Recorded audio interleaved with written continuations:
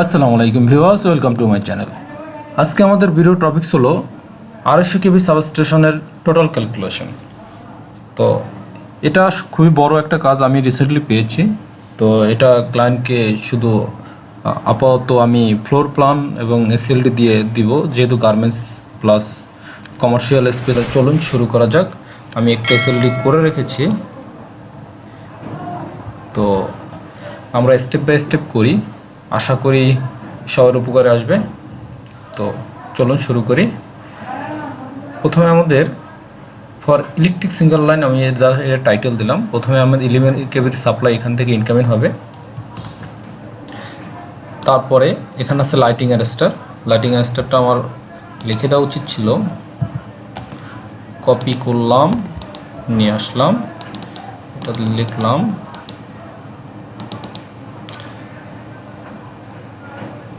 LA, that means lightning arrester.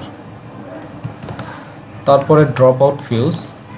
Drop out ফিউজের পরে আমাদের এসটি কারেন্ট বের করার যে নিয়মটা আমরা সবাই জানি যে P equal to VI, P equal to √3 VI।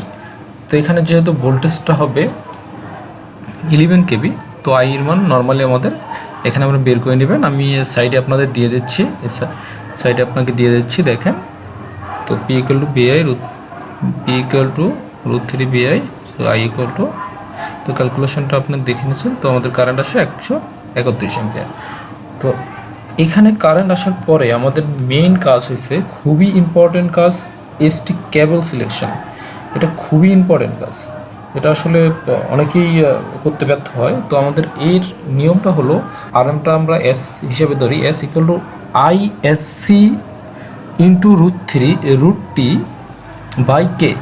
এখানে ISC মানে শর্ট সার্কিট কারেন্ট এবং টি হলো শর্ট সার্কিট টাইম, কত সেকেন্ডের ভিতরে কখনো যদি শর্ট সার্কিট হয় সেটা ট্রিপ করবে, এবং কে হলো এর একটা কনস্ট্যান্ট মান, বা বলতে পারেন অ্যালুমিনিয়ামের জন্য একটা মান হবে, আর কপার যদি হয় তার জন্য একটা মান হবে।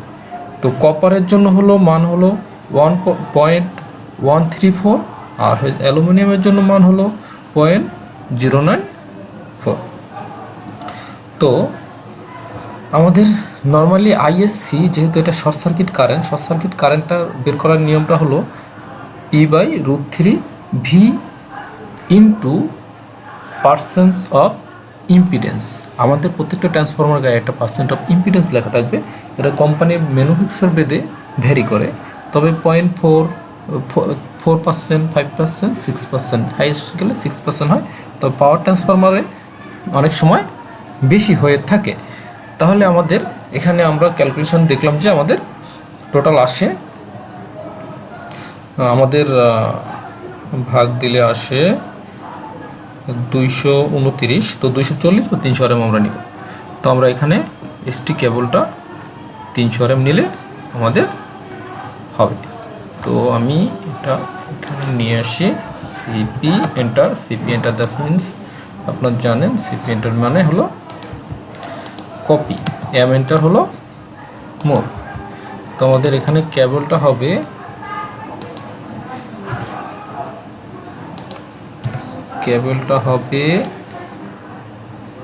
আমরা 300 অ্যাম্পিয়ার, সরি 300 RM এসটি কেবল। সাইজটা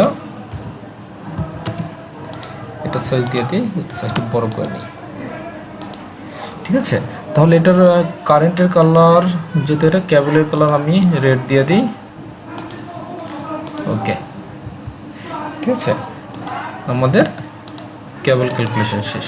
এরপরে সবচেয়ে ইম্পর্টেন্ট ব্যাপার হলো আমাদের এখানে সেকেন্ড স্টেপ যেটা থাকবে সেটা হলো বিসিবি হলো ভ্যাকুয়াম সার্কিট ব্রেকার, যেটা হচ্ছে 11 কেবির ক্ষেত্রে ব্যবহার করে।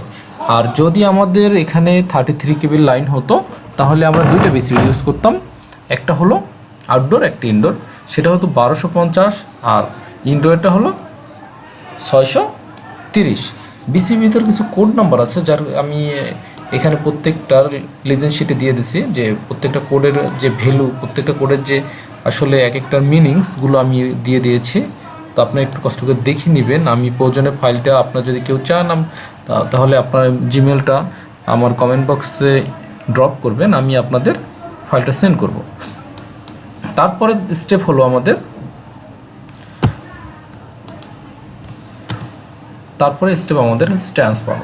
ট্রান্সফরমারে দেখেন টোটাল ট্রান্সফরমারের আমাদের যখন ট্রান্সফরমার কেবলটা এসটি কেবল ঢুকবে সে পাশে হবে delta side. That means delta সাইডে কোনো নিউট্রাল থাকে না, ডেল্টা সাইডে কখনো নিউট্রাল থাকে না। ডেল্টা সাইডে শুধু 3টা এসটি কেবল ঢুকবে এবং যখন আমাদের কেবলটা বের হবে সেটা বের হবে স্টার সাইড থেকে, এখানে একটা নিউট্রাল থাকবে। সো টোটাল কেবল হয়ে যাবে 4টা। তো যেহেতু আমাদের 2500 কেবির ট্রান্সফরমার, তো 2500 কেবির ক্ষেত্রে আমাদের এখানে ব্রেকার আসে। আগে ব্রেকারটা আমি দেখি কত আসে, তারপর আমি কেবলে আসতেছি। ব্রেকার আসে আমরা যদি ক্যালকুলেশন করি তো প্রায় 3708 অ্যাম্পিয়ার আসে কারেন্ট আমাদের। এটার জন্য আমাদের কারেন্ট আসে 3708, 3608 কারেন্ট আসে। তো এই কারেন্টটা যদি আমি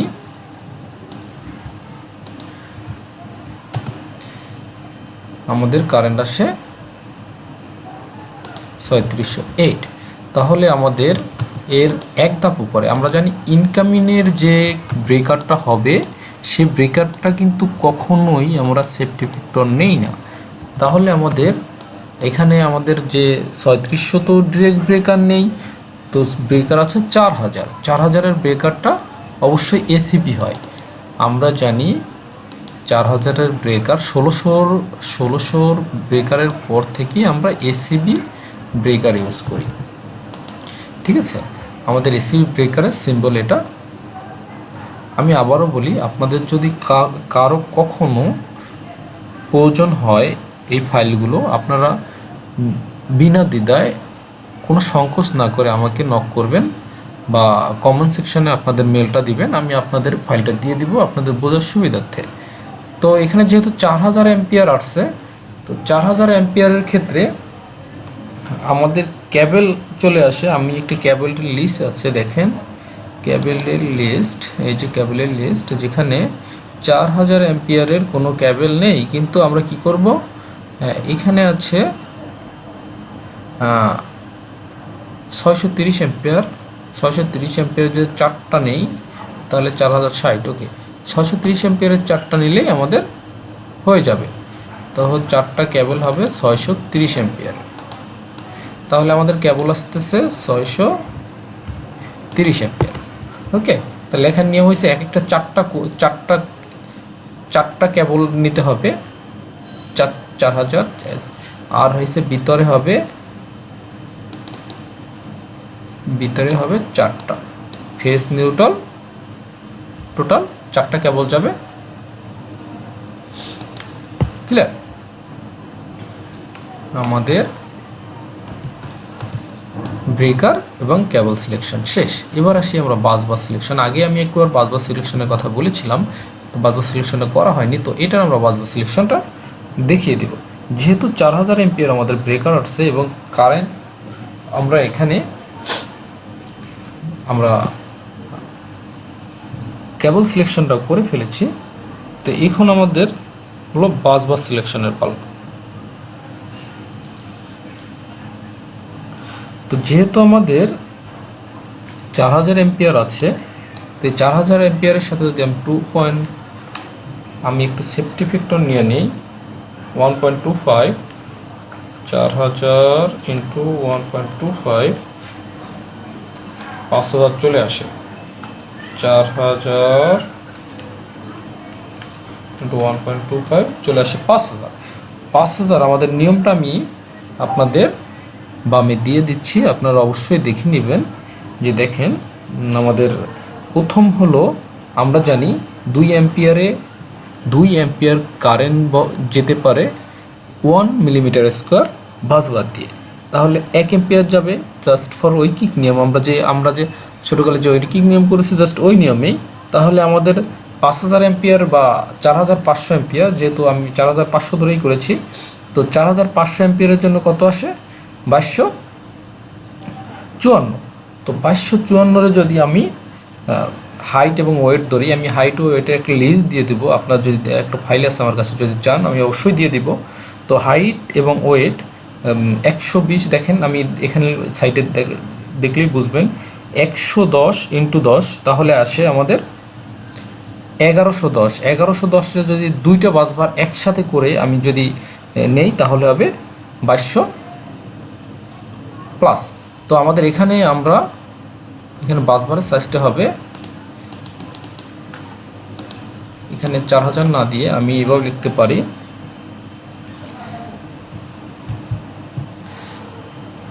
4 × 2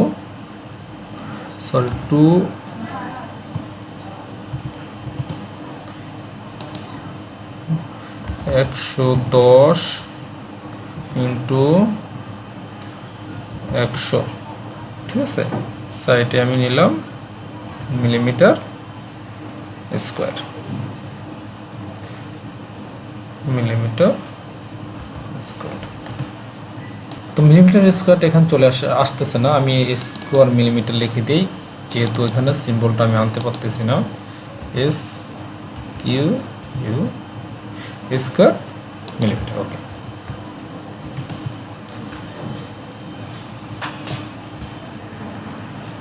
তাহলে আমাদের গেল বাসবার ক্যালকুলেশন। এবার আসি আমরা লোড ক্যালকুলেশনগুলোতে। তাহলে আসি পিএফআইতে আসি। এখানে পিএফআইটা কত হবে?